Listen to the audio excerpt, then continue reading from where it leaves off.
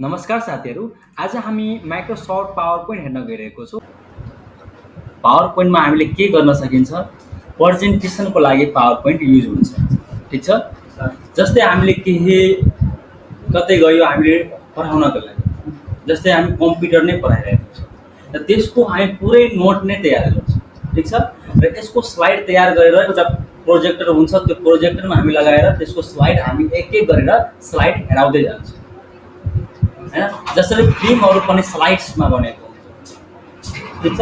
Slide एउटा एउटा पिक्चरलाई काटेर पुरै फिल्म बनाएको हुन्छ। यो होइन कि एकैचोटि हैन हुन्छ, एउटा सिन अर्कोबाट लिएको हुन्छ, अर्को सिन अर्को ठाउँबाट लिएको हुन्छ, पुरैले जोडेको हुन्छ। त्यसलाई स्लाइड्स भन्छ। त्यसरी नै हामी यसलाई स्लाइड्स तयार गर्छौँ। रिप्रेजेन्टेसनको लागि हामी पावर पोइन्टलाई युज गर्छौँ। र पावर पोइन्ट हामीले ओपन गर्ने कसरी? पावर पोइन्ट ओपन गर्नका लागि हामीले विन्डो बटनमा जान्छौँ अथवा स्टार बटन भन्छ यसलाई। यसमा गएर POW पावर पोइन्ट हैन, माइक्रोसफ्ट पावर पोइन्ट 10 छ, यसमा हामी क्लिक गर्ने र यसलाई ओपन गर्न सकिन्छ। अथवा यसलाई ओपन गर्नका लागि हामीले विन्डो प्लस आर गर्छौँ। विन्डो प्लस आर गरिसकेपछि यहाँ रन खुलिसकेको छ। यसमा हामीले power POWER power PNP point नलेख्ने PNP हैन लेख्ने, त्यसपछि ओके गर्ने हैन। हेर्न सकिन्छ यहाँ power point Microsoft power point 2010 open भइसकेको छ। ठिक छ। त्यसपछि हेर हामीले एक एक गरेर यसको पार्ट हामी हेर्दै जान्छौँ। यो जुन माथिको लेखेको छ प्रेजेन्टेसन 1 यसलाई भन्छ के टाइटल बार, जुन वर्ड एक्सेलमा पनि हेरियो। त्यसपछि यो जुन माइनस जस्तो छ यसलाई भन्छ के मिनिमाइज हामी यताबाट हामी यसरी गर्न सकिन्छ। यो कहाँ होला? यहाँ छ। यो भनेको रेजिस्टर डाउन सानो गरिदिन्छ। यसलाई फिट गर्नको लागि हामी डबल क्लिक गरेर यसमा अथवा यसमा क्लिक गरेर रेजिस्टर डाउन फिट भइहाल्छ विन्डोमा। यो भनेको क्लोज भनेको बन्द गरिदिन्छ। यो जुन देखिरहेको छ होम इन्सर्ट डिजाइन यसलाई भन्छ के मेनु बार हैन। त्यसपछि यो जुन देखिरहेको छ यसको नाम के हो? अप्सन बार हैन, अथवा यसलाई रिबन पनि भन्छ। यो जुन देखिरहेको छ क्लिपबोर्ड, स्लाइड्स, फन्ट यसलाई ग्रुप्स भन्छ, यसको नाम ग्रुप्स हो। ठिक छ। यो जुन देखिरहेको छ स्केल जस्तो जुन छ यसलाई रुलर्स भन्छ। यो भनेको हरिजन्टल रुलर्स भइहाल्यो। यो स्केल जस्तै काम गर्छ। हामीले कति स्केलमा जुन हामी फिट गरेको हुन्छ, यसलाई इन्चमा फिट गरेको छ, एमएममा गरेको छ, केमा गरेको छ, यो स्केल जस्तै काम गर्छ। हामीले कपीमा लेख्दाखेरि हैन स्केल लिएर तान्छ, तर यसमा कहाँबाट स्केल लाउने? यही हो स्केल। यहीबाट हामीले मेजरेर बनाउनु पर्छ। ठिक छ। यो भनेको भर्टिकल रुलर्स भन्छ। बुझ्यो कुरा यति? त्यसपछि स्लाइड जुन हामीले भनिरहेको छौँ त्यो स्लाइड्स भनेको यही हो, जुन व्हाइट कलरमा देखिरहेको छ यही भनेको स्लाइड्स हो। ठिक छ। यसलाई स्लाइड्स भन्छ। त्यसपछि हेर यो जुन यसलाई जुम गर्नु छ, जुम बढी कम गर्नु छ, माइनसको हैन जुम आउट भनेको जुम कम हुनु। यो प्लसबाट हामीले जुम इन मतलब जुम गर्नु हैन, जुम बढी गर्नु, यहाँबाट कम गर्नु। ठिक छ। यसरी हामी जुम कम र बढी गर्न सकिन्छ। त्यसपछि अर्को छ जुन यो हैन, यसमा हेर फर्स्ट स्लाइड आएको छ, योलाई भन्छ, यसको नाम हो भ्यू बटन। भ्यू बटन भनेको यसलाई हेर्ने कसरी? कुन हैन सर्ट भ्यूमा हेर्ने कि फुल स्क्रिनमा हेर्ने कि नर्मलमा हेर्ने? अहिले नर्मलमा छ। यसरी यसलाई भ्यू बटन भन्छ। जुन स्लाइड्स हामी भनिरहेको छौँ, स्लाइड्स भनेको जुन व्हाइटमा देखिरहेको छ यसले फर्स्ट एउटा स्लाइड लिएको छ, हामी एउटै स्लाइड छ, यसलाई डिलिट गर्नु छ भने हामी कन्ट्रोल थिचेर डिलिट गर्न सकिन्छ। Click to add first slide लेखेको छ। फर्स्ट स्लाइड हामीलाई क्लिक गर्नु छ, मतलब फर्स्ट स्लाइड यहाँ यसमा हामी लाउनु छ भने हामी यसमा क्लिक गर्छौँ, फर्स्ट स्लाइड आएको छ। यसरी हामीले स्लाइड लिन सकिन्छ हैन। ठिक छ।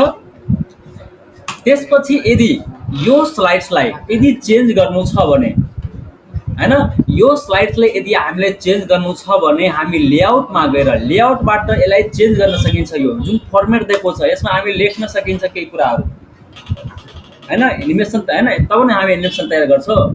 यसमा हामीले केही लेख्न सकिन्छ। यसलाई चेन्ज गर्नु छ यो फर्मेटलाई भने हामी लेआउटमा गएर चेन्ज गर्न सकिन्छ।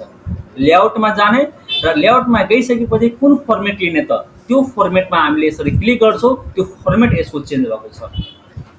यदि हामीले अर्को न्यू स्लाइड लिनु छ भने हामी न्यू स्लाइडमा जान्छौँ। यहाँ 9 टाइप्सको फर्मेट दिएको छ, 9 टाइप्स छ, 3टा माथि, 3टा यहाँ छ, 3टा तल छ। मतलब 9 टाइप्सको फर्मेटमा हामीले कुनै पनि यसबाट लिन सकिन्छ। मैले यो लिन्छु। ल सेकेन्ड स्लाइड यो आयो। स्लाइड्समा अप र down, first slide second slide हामीले युज गर्नका लागि जस्तो फर्स्ट स्लाइडमा गयो, सेकेन्ड स्लाइडमा गयो, हामीले लेफ्ट के भन्छ अप र डाउन एरो युज गरेर हामीले हैन स्लाइड्स चेन्ज गर्न सकिन्छ। ठीक छ। मैले डाउन एरो युज गर्दाखेरि तल जान्छ, अप एरो युज गर्दाखेरि माथि जान्छ, अथवा क्लिक गरेर पनि हामीले जान सकिन्छ। बुझ्यो कुरा। अझै स्लाइड्स लिनु छ भने हामी फेरि न्यू स्लाइडमा जान्छौँ। कुन स्लाइड लिने त त्यो स्लाइड्समा हामी यसरी क्लिक गर्छौँ। ठीक छ। त्यसपछि कतिवटा स्लाइड आएको छ, अहिले 3वटा स्लाइड भइसकेको छ। मानौ यो स्लाइडले चेन्ज गर्नु छ, कहाँ जाने, लेआउटमा जाने, त्यसपछि स्लाइड चेन्ज भएको छ, मतलब स्लाइडको फर्मेट चेन्ज भएको छ। यसरी हामी चेन्ज, माने यसलाई डिलिट गर्नु छ त कसरी डिलिट गर्ने, क्लिक गर्ने र डिलिट अप्सन छ, यसरी डिलिट गर्दै जाइहाल्ने। हामी ब्याक गर्नका लागि कन्ट्रोल Z ले हामी ब्याक गर्छौँ हैन। फर्स्ट स्लाइडमा जानु छ हामी क्लिक गरेर जान सकिन्छ, अथवा हैन अप र डाउन एरो युज गर्ने, यसरी जान सकिन्छ। बुझ्यो कुरा। अब हामीले एक एक गर्दै हैन सबै पार्ट जति यसको पार्ट छ हैन कसरी युज गर्ने। हुन त यो होम र इन्सर्ट भनेको यो कोड एक्सेलसँग म्याच खाइरहेको छ, म्याच भइरहेछ हैन। यसमा के यस्तो छ मात्र त्यो हामीले हेर्नु हैन, त्यो अलिकति डिफरेन्स छ वर्ड एक्सेल भन्दा, र बाँकी सेम हुन्छ। अब यसमा हामीले केही कुरा लेख्न गइरहेको छौँ। अब यसमा केही लेखिन्छ अनि हामी ट्रान्जिसन, एनिमेसन, डिजाइन हामीले युज गर्ने। यो कुराको कसरी युज, लेखिसकेपछि युज गर्ने त यसमा हामीले केही कुरा केहीको बारेमा लेख्ने, कम्प्युटरको जस्तै डिटेलहरू लेख्नु, उसको कम्प्युटरको हिस्ट्री लेख्नु छ हैन, उसको पिक्चर पनि पुरा एनिमेसन एउटा हुन्छ नि, एउटा जस्तै पम्पलेटहरूमा हेरेको होला हैन, उसको पार्ट पुरै लेखेको हुन्छ नि। जस्तै कुनै बुक नै निकाल्छ, जस्तै त्यो प्रडक्टहरूको एउटा बुक नै निकालेको हुन्छ, उसको प्रडक्टको हैन पिक्चर हुन्छ, त्यसको डिटेल पुरै लेखेको हुन्छ। त हामी यसमा जस्तै कुनै प्रडक्ट बेच्नको लागि मार्केटमा प्रचार गर्नको लागि आयो, ठीक छ, प्रचार गर्नको लागि त्यो एउटा हलमा त्यो एउटा हैन मान्छेलाई बसाएर त्यो आफ्नो हैन रिप्रेजेन्टेसन दिइरहेको छ। त के गर्छ, प्रोजेक्टर चलाइदिन्छ, त्यसबाट एउटा प्रडक्टको नाम आउँछ र यसको डिटेल पनि लेखेको हुन्छ र त्यसलाई डिस्क्राइब पनि गर्दै जान्छ हैन, एक एक गर्दै पुरै पार्ट आउँछ हैन। त यसरी हामी यहाँ के को बारेमा लेख्ने, के गर्ने, यहाँ लेख्ने। जस्तै मैले यहाँ के लेखिदिन्छु, म फन्डामेन्टल अफ कम्प्युटर एप्लिकेसन लेखेँ, अथवा बेसिक इन मतलब fundamental FUNDAMENTAL fundamental of computer application, यसरी लेखेँ। अब जस्तै साइन्सको बारेमा त्यसको लेख्नु छ, साइन्सको पिक्चरहरू लाउने, ग्राभिटेसनको बारेमा लेख्नु छ, यसको पिक्चर पुरै डिटेल, यसलाई पुरै एनिमेसन तयार गर्ने, त्यो आफ्नो हातमा छ, कसरी गर्ने त्यो गर्न सकिन्छ। ठीक छ। यसमा अब के लेख्नु छ लेख्ने, यसमा के लेख्नु छ लेख्ने, पिक्चर लाउनु छ, यहाँ फर्मेट यहाँ दिएको छ, टेबल लाउनु छ त्यहाँबाट लिन सकिन्छ, अथवा यहाँ पनि अप्सन हुन्छ टेबलको हैन, यहाँबाट पनि लिन सकिन्छ, यहाँ पनि सर्टमा दिएको छ, सर्ट भ्यूमा पिक्चर लाउन सकिन्छ त्यहाँबाट। ठीक छ। यसरी यसबाट क्लिप आर्ट हैन लिन सकिन्छ। त्यसपछि यहाँ इन्सर्ट म्युजिक क्लिपहरू जुन छ यस पनि इन्सर्ट गर्न सकिन्छ। यसमा कुनै बेला हैन जुन राम्रो लाग्यो त्यसलाई हैन, जस्तै अब भाइस क्लिप जुन हुन्छ यसमा हामी इन्सर्ट गर्न सकिन्छ। त्यसपछि यो स्मार्ट आर्ट छ, चार्ट यो त पढिसकेको छ एक्सेल र वर्डमा हैन, यसरी हामी त्यो गर्न सकिन्छ। बुझ्यो कुरा। त्यसपछि यसमा अब लेख्ने, स्लाइड तयार गर्ने, स्लाइड तयार गरिसकेपछि त्यसपछि हामीले डिजाइन, ट्रान्जिसन, एनिमेसन कसरी युज गर्ने तब हामीले गर्न सकिन्छ। सबभन्दा पहिला स्लाइड तयार गर्ने।